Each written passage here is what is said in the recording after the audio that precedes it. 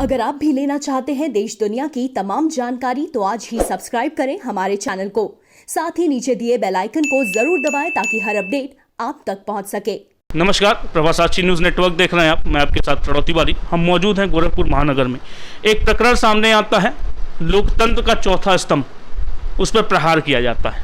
जैसा कि आप लोगों ने खबरों में भी देखा, भारत समाचार और दैनिक भास्कर दो ऐसे चैनल्स और जो ऐसी पत्रिकाएं जो अपने संपादन में प्रकाशित होती हैं, उनके ऊपर आईटी का छापा पड़ा। क्या उसके मायने हैं? चौथे स्तंभ पर क्यों इस तरह से प्रहार किया जा रहा है? सबसे पहले जैसा कि मैं आपको आम आदमी पार्टी से रूबरू कराता आया हूं, उनके जो नेता उनसे रूबरू कराता आया हूं। सबसे पहले कोई भी मुद्दा आता है, आम आदमी पार्टी ही सामने आती है।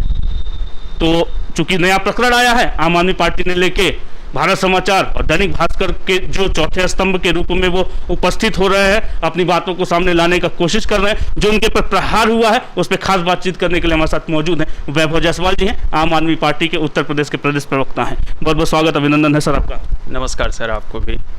सर, जब भी मुलाकात हुई है एक नए मुद्दों को लेके ही हुई है।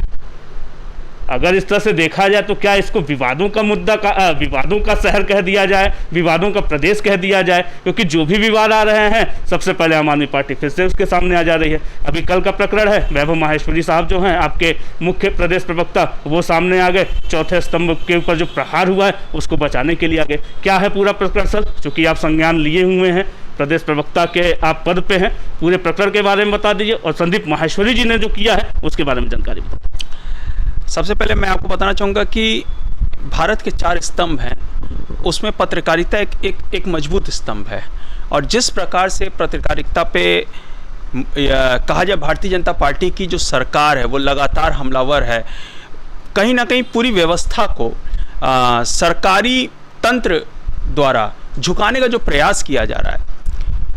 अगर आपसे पत्रकार कोरोना पे सवाल पूछ लेता है, आपके द्वारा जो क्रियाकलाप किए गए, सरकार की नाकामियों को अगर वो दिखाता है, रोजगार पे अगर युवा आपसे अपना हक मांग रहा है और पत्रकार या कोई न्यूज़ एजेंसी उस पर उनका पक्ष रख रही है और सरकार का जो व्यू है वो भी दिखा रही है, महंगाई, बेरोजगारी हो गया, और जो आपात स्थितियां मैं कहूं इस समय बनी हुई है, जैसे महिलाओं पे जो अत्याचार हो रहा है लगातार उत्तर प्रदेश के अंदर, महिलाएं सुरक्षित नहीं है। हम लगातार इस बारे में आपको बताते रहे हैं, बात करते रहे हैं।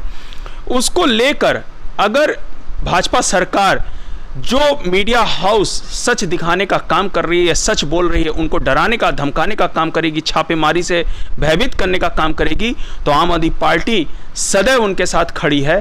क्योंकि इस तरीके से आप डरा के, धमका के किसी को भी अपने कार्यों के प्रति जो जवाबदेही जनता को है उसको दिखाने से आप रोक रहे हैं। और वो पत्रकार जो निष्पक्ष होकर काम कर रहा है उसे डरा करके आखिर आप क्या साबित करना चाहते हैं? आज उत्तर प्रदेश के अंदर महंगाई चरम पे है, लगातार युवा संघर्षरत हैं। आपने 2 दिन पहले योगी जी का ट्वीट पढ़ा होगा, कितनी विनम्रता से मैं कहूं कि सरकारी गुंडागर्दी द्वारा कहा जाए इसे, कि आपने सीधे धमकाया है युवाओं को कि किसी के बहकावे में मत आओ। क्या वो बेरोजगार जो रोजगार मांग रहे हैं, आपका काम है उनको रोजगार देना। आपने कहा था कि हम युवाओं को आएंगे तो रोजगार देंगे। मोदी जी ने कहा था 2 करोड़ रोजगार प्रति साल, हर साल 2 करोड़। मुख्यमंत्री योगी जी की सरकार आने से पहले जो मैनिफेस्टो था उसमें 15 लाख रोजगार हर साल देने का उत्तर प्रदेश में कहा गया था। और आप अगर कहते कि हमने रोजगार दिया तो ये युवा क्यों संघर्षरत हैं? तो आप उन्हें धमकाने का कार्य कर रहे हैं कि किसी के बहकावे में ना हो, नहीं तो संपत्ति कुर्क कर देगी। आपने उनसे रोजगार तो छीन ही लिया है, अब उनके बाप दादा की खून पसीने से बनाई गई संपत्ति आप हड़प लेंगे, जब्त कर लेंगे, ये भयभीत करके उनको उनकी आवाज दबाने का प्रयास कर रहे हो। आप लोकतंत्र के चौथे स्तंभ पे प्रहार कर रहे हो, वो सच दिखा रहे हैं तो उनको डराने का, भयभीत करने का आप प्रयास कर रहे हो।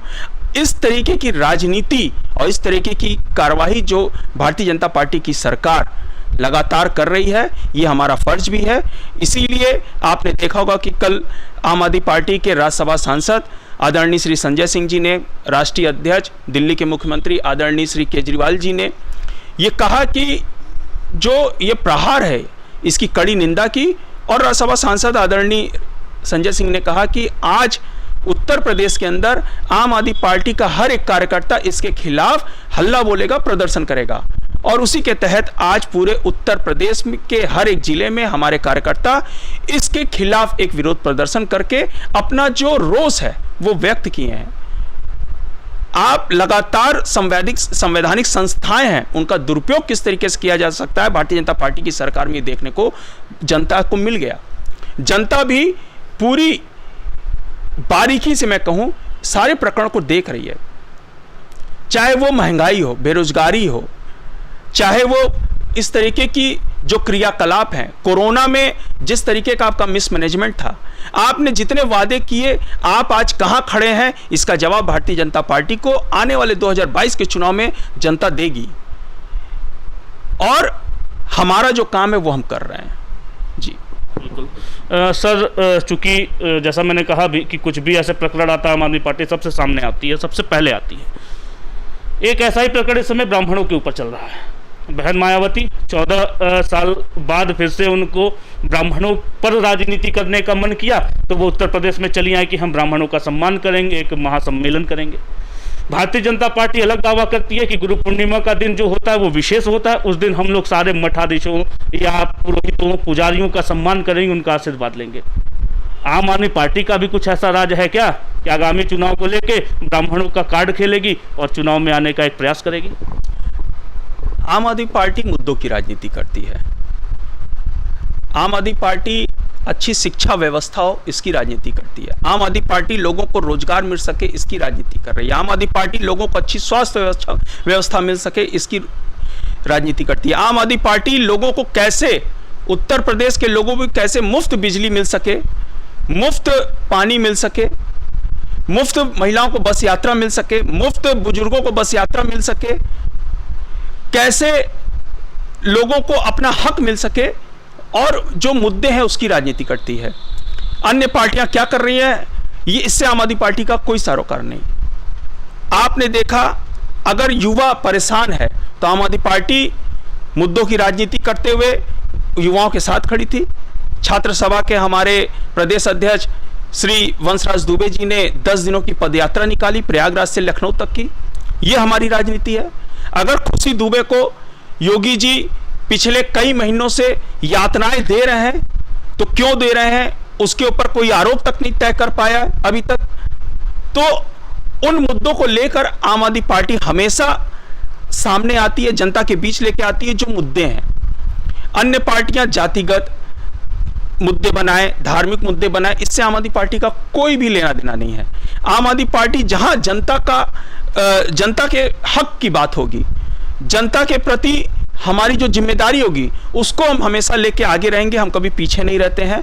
इसी तरह हमारा फर्ज हमारे अपने पत्रकार बंधुओं के साथ, साथियों के साथ भी है। अगर हमने देखा कि भारतीय जनता पार्टी उनके साथ गलत कर रही है, उसी को लेके आज हमने पूरे प्रदेश भर में प्रदर्शन किया, क्योंकि वो हमारे पूरे संवैधानिक ढांचा के एक मजबूत स्तंभ है, चौथे स्तंभ है। हमारा एक भी स्तंभ अगर गिरता है तो ये जो संवैधानिक ढांचा है ये गिर जाएगा, डिसबैलेंस हो जाएगा। और इस तरीके के प्रहार के लिए आम आदमी पार्टी अपना सर्वस्व लगाने के लिए हमेशा तैयार है। इसीलिए आम आदमी पार्टी आज जो आपने देखा कि जो भी धरने दिए गए, प्रदर्शन किए गए, उसके पीछे सिर्फ ये है कि हम संवैधानिक व्यवस्थाओं में विश्वास रखते हैं, हम मुद्दों की राजनीति करते हैं, हम जनता के हित के लिए जो किया जा सकता है वो करने का प्रयास करते हैं। सर, एक और मामला आया था, मुझे लगा कि आप ऐसे पद पे हैं, आपसे पूछ लेना चाहिए। पेगासस जासूसी मामला, विपक्षियों का कहना है चौकीदार ही जासूस है, कितना तर्कसंगत है, आपकी जवाब? देखिए, बिल्कुल, अगर इस तरीके का, जब आप द गार्जियन ने इस खबर को उठाया, और मोदी जी हमेशा द गार्जियन का या अन्य इस तरीके के विश्व स्तरीय जो मीडिया हाउसेस हैं, उनके हित में जब बात करती हैं तो वो उसको लेके ट्वीट करते हैं, और पूरी भाजपा लग जाती है कैंपेनिंग में कि किस तरीके से मोदी जी पूरे विश्व के नेता हैं।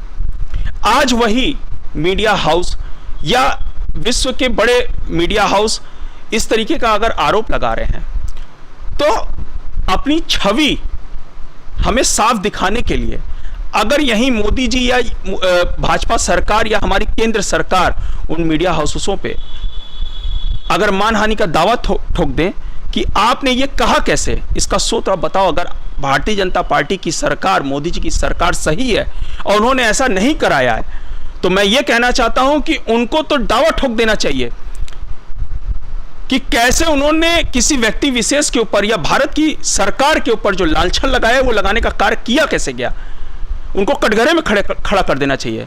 उसके विपरीत ये विपक्षियों पे आरोप लगाने में लग गए हैं, तो कहीं ना कहीं दाल में कुछ काला तो नजर आता है।